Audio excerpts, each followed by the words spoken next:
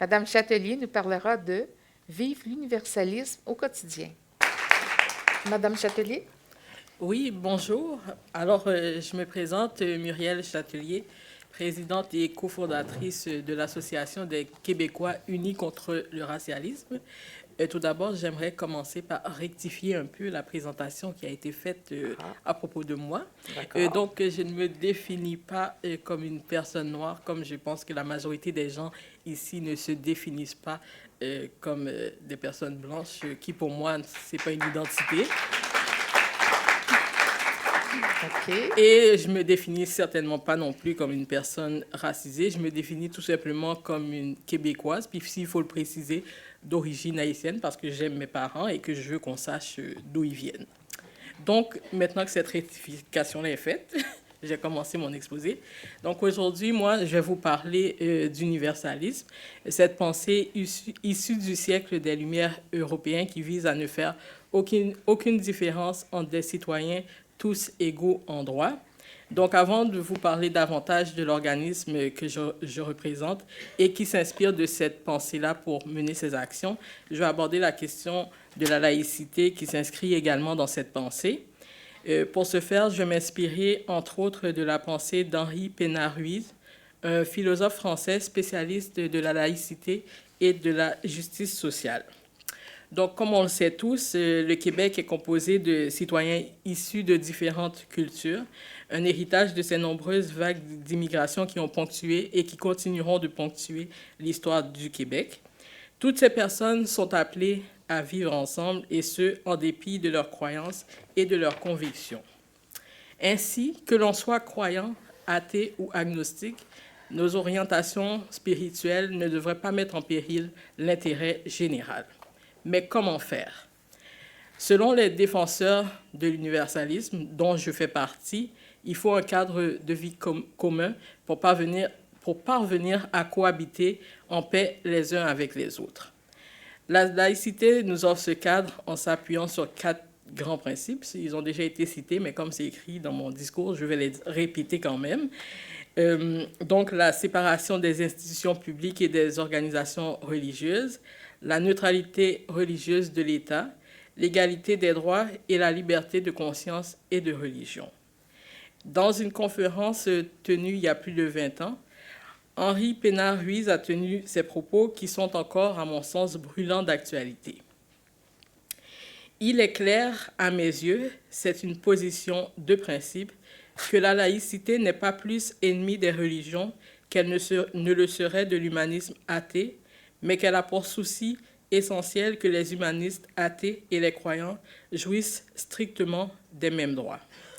Ce qui a évidemment des implications et des conséquences quant à la neutralité de la sphère publique, de l'école et de l'ensemble des institutions de la res publica, de cette chose commune à tous qui a pour tâche de mettre en avant ce qui est commun à tous les hommes et non pas seulement ce qui est commun à certains, ce vœu d'universalité étant évidemment, à mes yeux, ce qui fait de la laïcité un principe de concorde de tous les hommes par-delà leurs différences, au lieu de les enfermer dans leurs différences.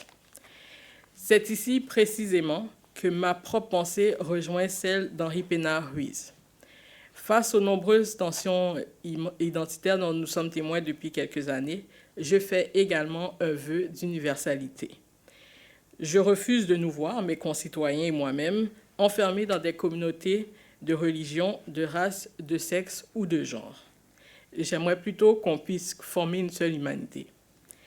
C'est de cette pensée qu'est née l'idée de mettre sur pied l'association des Québécois unis contre le racialisme, la CURE, un organisme dont la mission est de promouvoir un vivre ensemble fondé sur l'universalisme et propre à notre réalité distincte au Québec.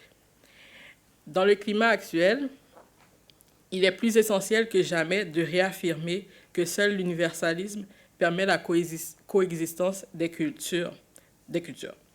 Comme l'a écrit la sociologue française Nathalie Nietzsche dans son livre « Oser l'universalisme contre le communautarisme », il ne s'agit pas de nier des différences, mais de mettre en avant ce qui rassemble. Il ne s'agit pas de renier ses convictions, notamment religieuses, mais de rester discrets dans leur affichage lorsqu'elles risquent de nous couper d'une partie de nos concitoyens. Il ne s'agit pas de s'aveugler sur l'état des choses, mais de miser sur leur amélioration au nom de valeurs partagées. Il ne s'agit pas de mépriser le local, mais de préférer parfois les horizons plus larges. Et il ne s'agit pas de nier la force des intérêts individuels, mais de respecter et d'encourager l'aspiration au bien commun. Au Québec, je crois qu'on mérite de s'offrir un espace de discussion sur cette quête du bien commun. C'est pourquoi la CURE présentera les 27 et 28 avril prochains, à Montréal ou en ligne, son premier forum sur l'universalisme, dont le thème est « Penser le vivre ensemble québécois au XXIe siècle ». Ce forum a pour objectif de rappeler les fondements de l'universalisme, c'est-à-dire que tous les groupes humains partagent une nature commune qui transcende les différences biologiques et culturelles. Cet événement sera l'occasion de réunir des conférenciers, des intellectuels et des citoyens provenant de tous les horizons afin de démontrer comment l'universalisme peut contribuer à répondre à certains enjeux de société contemporains, en plus de rappeler comment le Québec se distingue dans le monde avec son modèle de société proche de l'universalisme. On y abordera des thèmes comme le rappel des valeurs universalistes, la distinction entre les différents modèles d'intégration, le concept de nation à l'ère de la mondialisation de l'économie et la culture commune. Si j'ai cofondé la CURE avec deux amis, Feu Frédéric Bastien, qui nous a quittés il y a bientôt 1 an, et Stéphane Fauguin, c'est notamment pour permettre à un contre-discours de s'installer pour qu'on puisse avancer main dans la main en tant que société. On a également fondé cet organisme pour avoir notre propre voix et ne plus laisser de porte-parole autoproclamés intervenir dans l'espace public en prétendant parler à notre place. Cette liberté de parole m'a personnellement permis de prendre position contre le Québec bashing, dont je suis régulièrement témoin, et contre cette conception revancharde de la justice sociale des militants de tout acabit. Cette liberté de parole m'a également permis de m'opposer à cette forme de procès contre l'Occident qui ne fait que nous éloigner les uns des autres et qui pointe du doigt l'homme blanc qui serait coupable de tous les maux. Cette vision du Québec n'est pas la mienne et je crois que pour préserver la paix sociale, il faut résister à cette société conflictuelle qui prend forme sous nos yeux. Mes parents, qui ont choisi le Québec comme terre d'immigration dans les années 70, rêvaient pour leurs enfants à naître d'une société où les opportunités ne manqueraient pas et au sein de laquelle ils pourraient s'épanouir pleinement. Pour moi, cet épanouissement ne peut se faire en dehors d'une culture commune.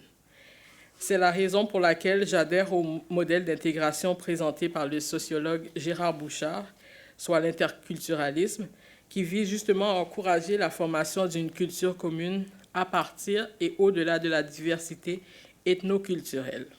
Ce modèle préconise aussi une gestion de la diversité qui est respectueuse des valeurs fondamentales de la société, dont la laïcité et la protection de la langue française.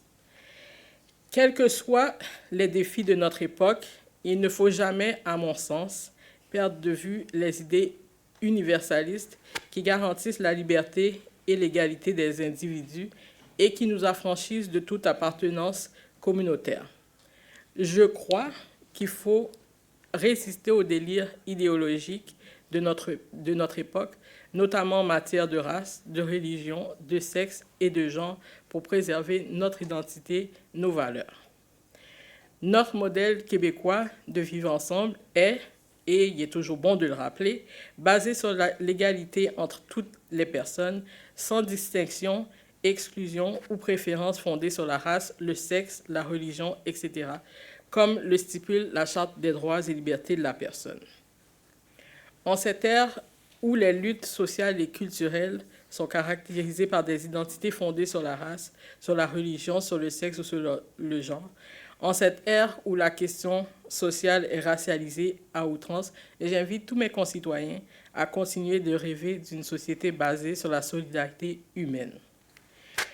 Pour construire un avenir plus serein, je crois qu'il faut se réapproprier notre espace civique, miser à nouveau sur ce qui nous unit et renouer avec un dialogue que nous avons perdu en cours de route.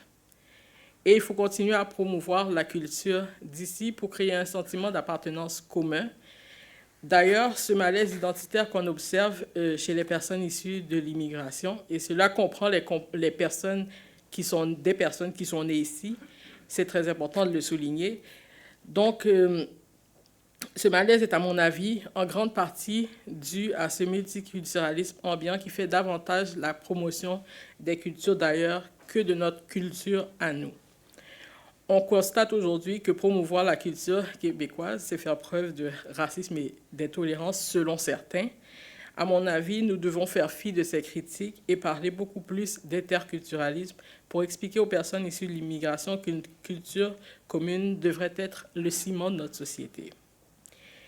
C'est tout un défi, alors que le Québec fait partie d'un Canada qui ne partage pas sa vision sur l'intégration des immigrants, mais je crois qu'on ne peut pas faire l'impasse sur cette question.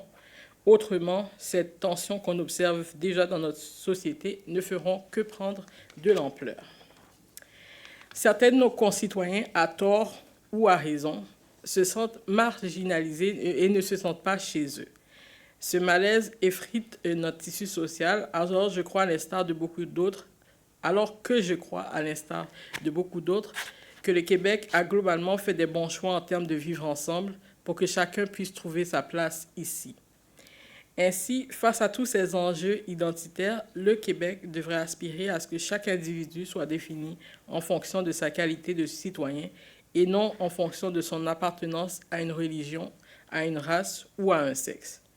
Du moins, ça devrait être notre idéal si nous aspirons à une réelle égalité et si nous aspirons à vivre dans un cadre de paix, si je peux dire les choses ainsi. Donc, je vous rappelle que la CUR tiendra son premier forum sur l'universalisme les 27 et 28 avril prochains, en personne à Montréal ou en ligne pour ceux qui ne peuvent pas se déplacer. Puis je vous invite à vous joindre à nous pour prendre part à cette discussion dont nous avons bien besoin sur l'universalisme et le vivre ensemble. Merci. Merci.